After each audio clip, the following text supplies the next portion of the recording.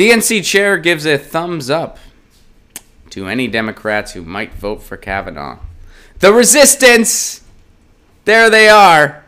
There's your resistance. Boom. DNC chair gives a thumbs up to any Democrats who might vote for Kavanaugh. There is absolutely no reason, political, moral, strategic, you name it, for any Democrat to vote to confirm Brett Kavanaugh to the Supreme Court. There are plenty of good reasons for Democrat to vote against Kavanaugh, starting with the very basic one that a far-right partisan who has been credibly accused of multiple incidents of sexual assault should not be let anywhere near the Supreme Court. But don't tell that to Democratic National Committee Chairman Tom Perez. In an onstage interview with Wall Street Journal reporter Reed Epstein at the Texas Tribune in Austin on Friday, Perez was asked whether he thought it was acceptable for a Democrat to vote for Kavanaugh. He gave his answer, sure. There were Democratic senators who voted for Justice Gorsuch. There were Democratic senators, oh cool, there's an advertisement. There were Democratic senators who voted for Justice Gorsuch. There were Democratic senators who did that, and that is a fact. And those are Democratic senators I've worked closely with, continue to work closely with, and are working to help get reelected. And that's what we're seeing right now. And would you continue to work to reelect Democratic senators if they vote for Kavanaugh? Epstein asked. Perez says, of course we're going to continue. Blue no matter who empowers Republicans. Blue no matter who empowers Republicans. Blue no matter who empowers Republicans. I said it 3 fucking times. You know, it's unbelievable. The people that I go on shows that are more to the center than this one. And it's so crazy. I was just on one this weekend. We talked about what's going on in the Democratic Party. We talked about how corrupt they are. We talked about all the problems within it. We talked about the corporate Democrats and what they're doing. And then I bring up, we got to stop continuing the cycle. We have to do something radical. I wish we would have started a third party when we had the chance and started a new party with Bernie Sanders. I wish he would do it. And then I'm public enemy number one. I don't understand it. Blue no matter who, but well, we got to get the Democrats in because they'll stop fascism. They'll stop Trump. No, they empower Trump. Blue no matter who empowers Trump. Blue no matter who gets you the Democrats that vote with him and give him just enough votes he needs to continue doing what he's doing. Blue no matter who gives you Joe Manchin, who votes along with Trump. It gives you Joe Donnelly, who votes along with Trump. Doug Jones has voted along with Trump. How did Doug Jones get in there? Because his opponent was an actual pedophile.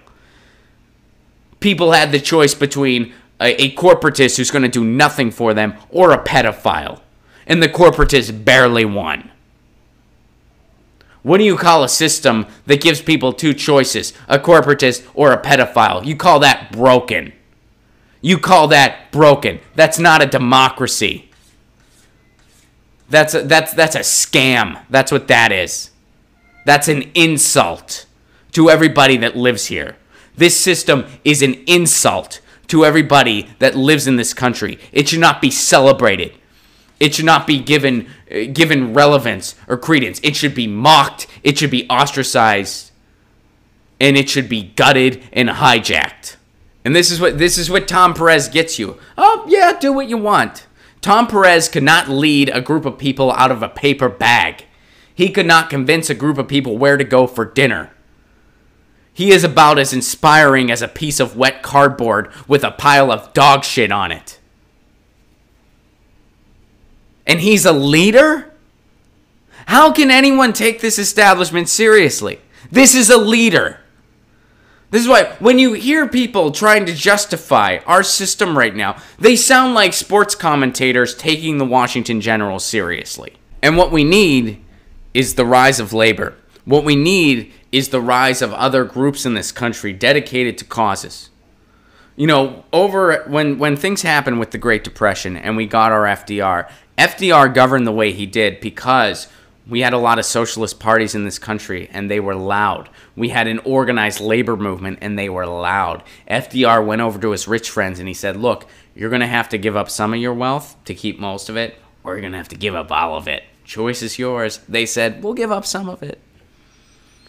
We're at that point in history again, but we don't have those structures quite the way we did before. That's what we need to start doing. That's why every strike is a good thing. We need more of them. Labor needs to get organized. They need to get loud. They need to get angry.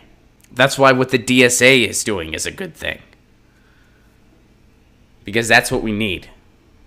So that way, if a moderate is governing, they do so out of fear.